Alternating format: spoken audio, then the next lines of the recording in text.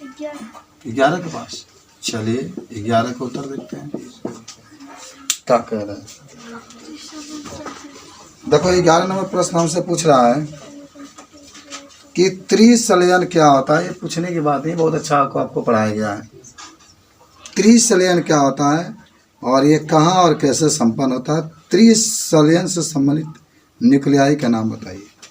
हम आपको बताए थे कि पराग नलिका से मुक्त दोनों नर केंद्रकों में से एक मादा केंद्रक से, याद करो, अंडकोशिका से संयोजन करता है, याद है। और दूसरा नर केंद्रक जो द्वितीय केंद्रक होता है उससे मिलता है, तो वहाँ पर त्रिसलयन की प्रक्रिया होती है। इसको त्रिनिषेचन भी कहते हैं हम लोग। तथा नर केंद्रक, यही आपकी बात लिखी गई है। और इस प्रक्रिया में आपको याद होगा कि भ्रूणकोश का निर्माण होता है, याद है ना आपको। जैसे कहा होता है कि आपको याद है ना, इस संरचना को क्या कहते हैं। ऊपर आपके पास 3 कोशिकाएं होती है, 1 2 3, याद है। और एक बीच में होती है, 3 नीचे होती है। ऊपर वाला को क्या कहते हैं हम लोग, प्रतिव्यय शांत कोशिका कहते हैं। और इसको हम लोग क्या कहते हैं, केंद्रीय कोशिका कहते हैं। हालांकि दोनों के किनारे वाले को सहायक कोशिका। ये पूरा चित्र को क्या कहते हैं, कोई बताएगा। ये किसकी संरचना है। हाँ, ये भ्रूणकोश कहिएगा, ठीक है, किस संरचना आपकी है। अब क्या होगा तो नहीं देखना। इसके अंदर जब 2 नर युग्मक प्रवेश करते हैं, कितने, मान लो सपोर्ट है 2 नर युग्मक, एक ये नर युग्मक है, एक नर, 2 नर युग्मक आके प्रवेश किए, तो जो एक नर युग्मक होता है वो जा करके मिलता है किससे, जो अंडकोशिका। देखो इसका नाम अंडकोशिका होता है, याद है आपको, अंडकोशिका इसको कहते हैं। इस अंडकोशिका से जा करके एक नर मिल जाता है।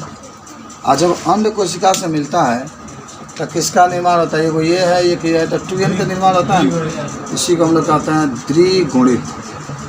क्या कहते हैं इसको, द्विगुणित। और एक जाकर केंद्रीय कोशिका से मिल जाता है, तो 2 तो केंद्र है, 2 तो केंद्रीय कोशिका, एक ये जा रहा है, तो कितना का निर्माण होता है, 3n। इसको हम लोग कहते हैं त्रिगुणित।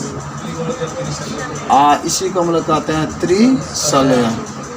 क्या कहते हैं हम लोग इसको, त्रिसलयन कहते हैं। याद, ये द्विगुणित है, ये क्या है, त्रिगुणित है। और इस पूरी प्रक्रिया को जो होता है इसको त्रिसलयन कहते हैं। तो लिखा जाएगा आपका, समझ रहे हो, इस तरीके से याद हुआ कुछ, ये आपको लिखाया भी गया है, लिख भी सकते हैं। आओ अब आते हैं क्वेश्चन नंबर 12 के पास। देखो 12 नंबर कह रहा है कि एक निषेचित बीजांड में युग्मनज प्रसुप्ति के बारे में आप क्या सोचते हैं। तो बढ़िया प्रश्न आपका है कि एक निषेचित बीजांड में युग्मनज प्रसुप्ति के बारे में आप क्या सोचते हैं। तो देखिए इसको उत्तर में क्या लिखेंगे, निषेचन के बाद बीजांड में युग्मनज का विकास होता है। युग्मनज जानते ही होंगे ना, नर और मादा जब मिलते हैं तो युग्मनज का निर्माण होता है। अंग्रेजी में जाइगोट कहा जाता है इसको। बीजांड के अध्यावरण दृढ़ होकर बीज आवरण बनते हैं। बीजांड के बाहरी अध्यावरण से बीज कवच तथा भीतरी अध्यावरण से अंतः कवच का निर्माण होता है। भ्रूणकोश में भोज्य पदार्थ एकत्रित होने लगते हैं। जल की मात्रा धीमे धीमे कम हो जाती है, अतः कोमल बीजांड कड़ा और शुष्क हो जाता है। धीरे धीरे बीजांड के अंदर की कार्य की क्रियाएँ रुक जाती है तथा युग्मनज से बना नया भ्रूण सुप्तावस्था में चला जाता है। इससे युग्मनज का प्रसुप्ति कहते हैं। और बीजावरण से घिरा एकत्रित भोजन युक्त तथा सुषुप्त भ्रूण युक्त यह रचना बीज कहलाती है।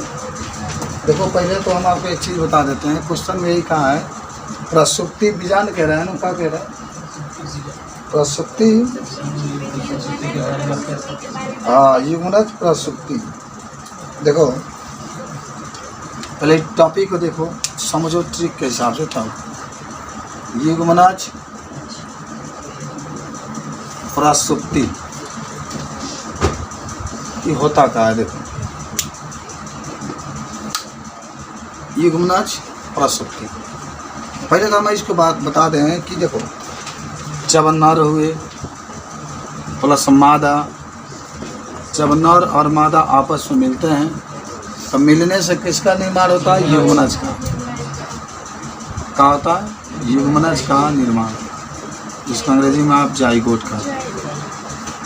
ठीक है, क्या कहा गया कि जब नर और मादा मिलते हैं तो किसका निर्माण होता है? युग्मनज का निर्माण। अब एक चीज़ बता देते हैं, धीरे धीरे क्या होता है, जब युग्मनज का निर्माण हो जाता है तो धीरे धीरे इसमें का जो जल की मात्रा होती है कम होने लगती है। माने जल धीरे धीरे क्या होता है? समाप्त हो जाता है। अंत में युग्मनज में पूरा जल समाप्त हो जाता है। इसी को हम लोग कहते हैं युग्मनज प्रसुप्ति। प्रसुप्ति का मतलब होता है सूखा, सूखना जिसको कहते हैं। समझ रहे? प्रसुप्ति का मतलब क्या होता है? जैसे आप आता है नहीं कि पौधे के प्रसुप्ति काल सबका समझते हैं, तो पौधे के अंदर जो पानी है, जब पानी की मात्रा कम हो जाती है तो उसी को हम लोग प्रसुप्ति अवस्था कहते हैं। और फिर किसका निर्माण हो जाता है? इसी युग्मनज से बीज का या फल का वगैरह का क्या होता है? निर्माण हो जाता है। समझिए क्या कहा गया? आपको लिखाना पड़ेगा। अरे कहिए ना आप युग्मनज थोड़ा सा लिख लो, लिख लो। जब नर युग्मक और मादा युग्मक आपस में मिलते हैं, आपस में मिलते हैं तो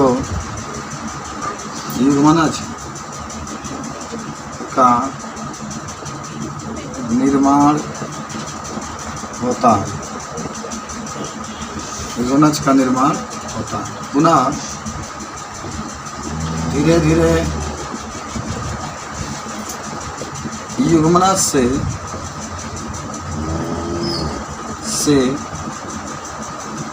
जल बाहर निकलने लगता है, जिससे युग्मनज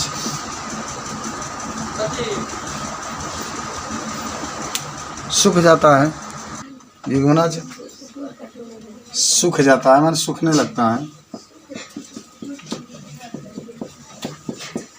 इसे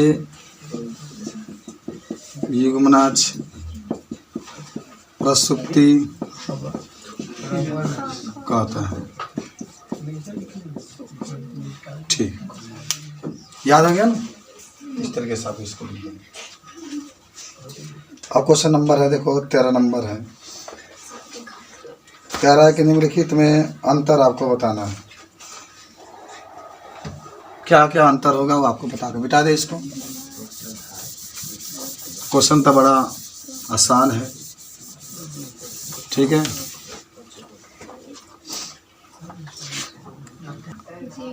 क्वेश्चन नंबर 13 आपका है। देखो बाबू, निम्नलिखित में विभेद का मतलब होता है अंतर बताना। 13 नंबर निम्नलिखित में विभेद कीजिए। खूब बढ़िया से आप समझ लीजिए, विभेद का मतलब होता है अंतर। पहले आपका लिखा गया है बीज पत्राधार, और तथा लिखा है बीज पत्रोपरिक। पत्रोपरिक कि बीज पत्राधार है और बीज पत्रोपरिक में अंतर आपको बताना। मूलांकुर समझे है ना?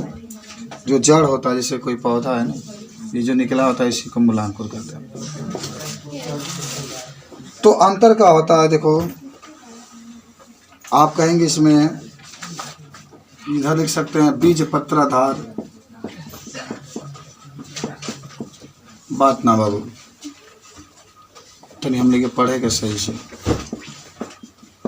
हम 11 के भी पढ़ाएंगे तो कोई फ़ायदा नहीं, 9th को पढ़ाएंगे कोई फ़ायदा नहीं, लेकिन आपको तो बोर्ड में जा कर के लिखना है।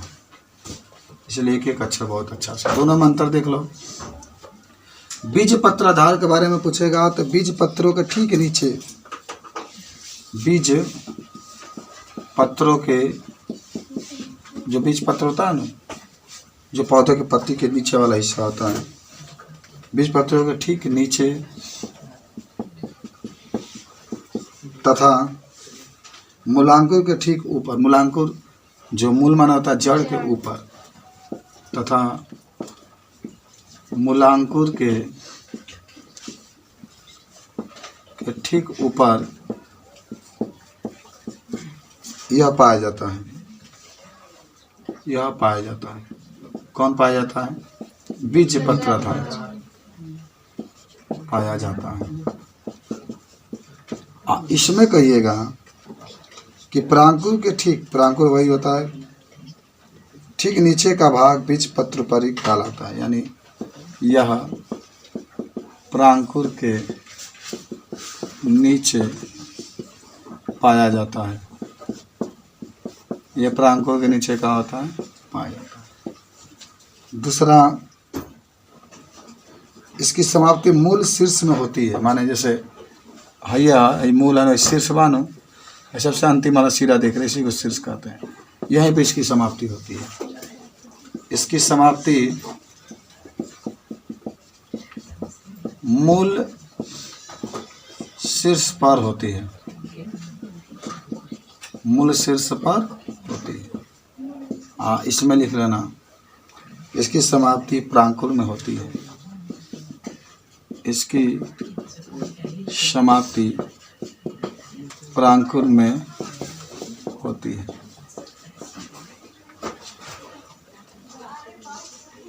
उसके बाद से आपके पास है प्रांकुर चोल तथा मूलांकुर चोल। खा आपका है, सब आपको अंतर बताना है। प्रांकुर चोल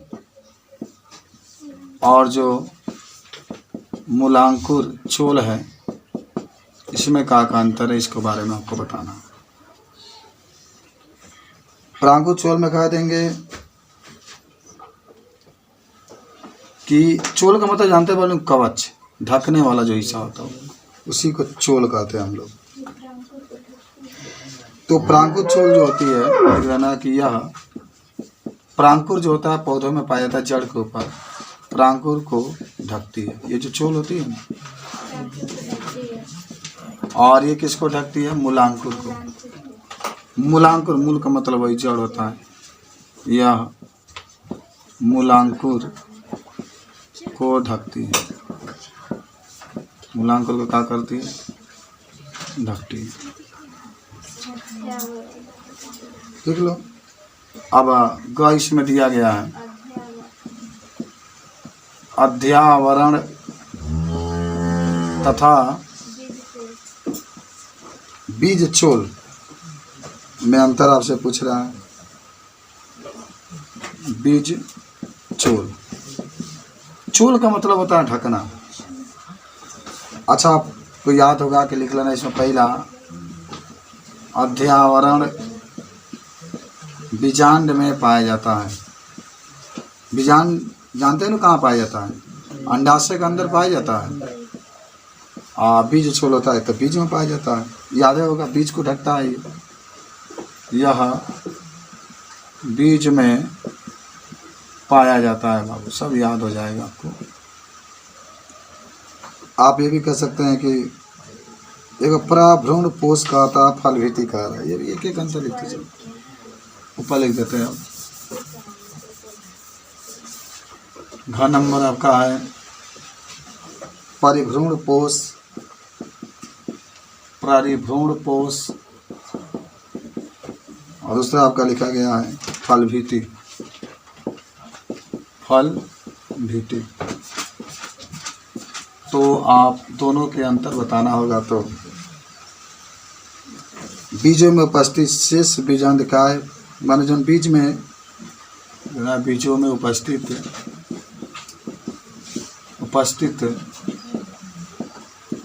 शेष बीजांडकाय, माने बीज के छोड़ के जितना बीजांडकाय होता है उसको हम कहते हैं परिभ्रूण पोष कहते हैं। मिटा देते हैं। छोटा छोटा लिखा रहा है कि आपको याद होगा। है तो याद है। वह फलों के ऊपर पाए जाने वाली भीति को, बहुत सिंपल है। फलों के ऊपर पाए जाने वाली भीति को, पाए जाने वाली भीति को फल भीति कहते हैं। फल भीति कहते हैं।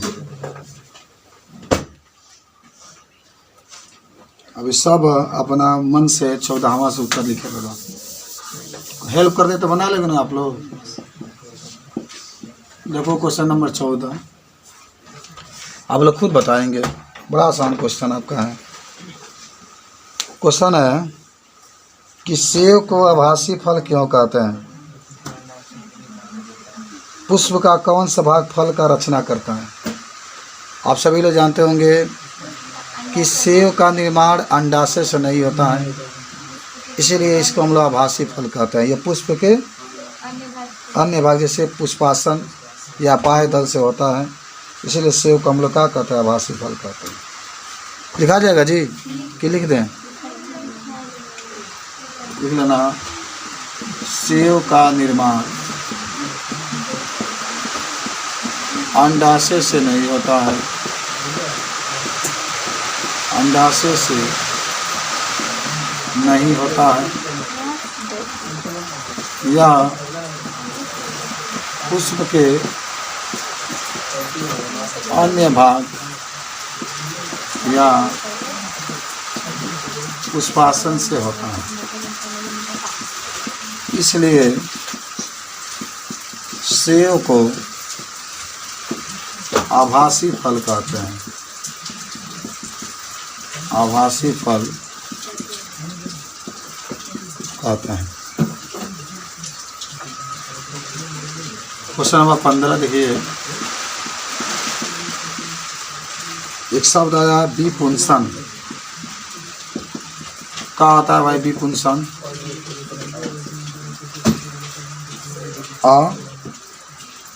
विपुंसन मैंने बताया था कि मान लो कि कोई पुष्प है, उस पुष्प के पराग कोश में परागकण उपस्थित है।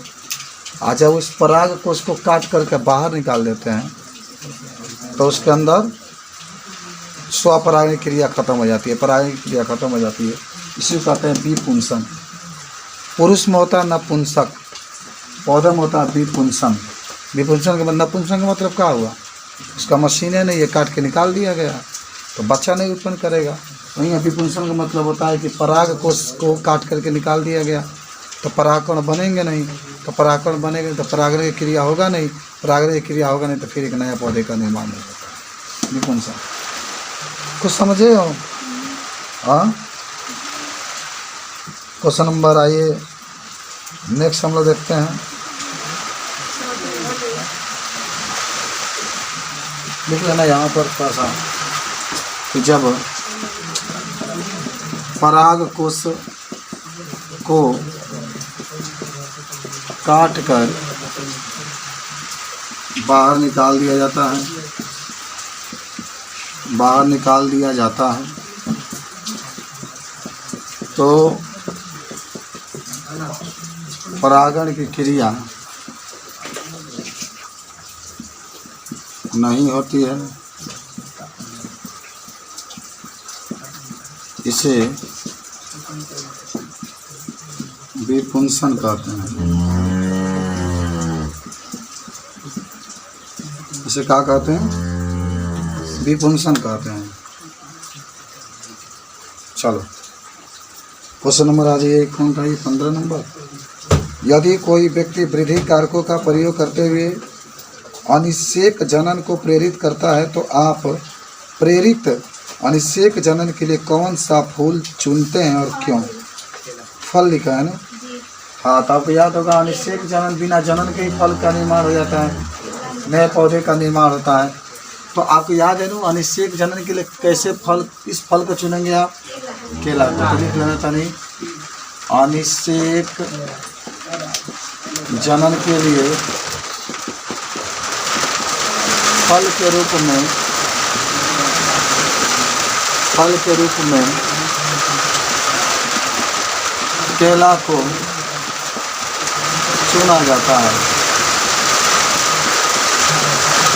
केला को चुना जाता है।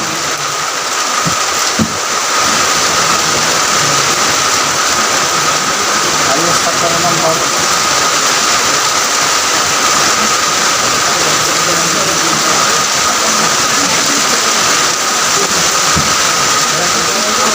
परागकण नीति में टेपिटम की कार पूछ रहा है, टेपिटम का कार्य पूछ रहा है। आप सभी लोग जानते होंगे कि आपको एक चित्र मैंने बताया था, इस तरीके से होता है। इसमें 3-4 झिल्लियाँ पाई जाती है, तब इसके यह आपका होता है लघु बीजाणुधानी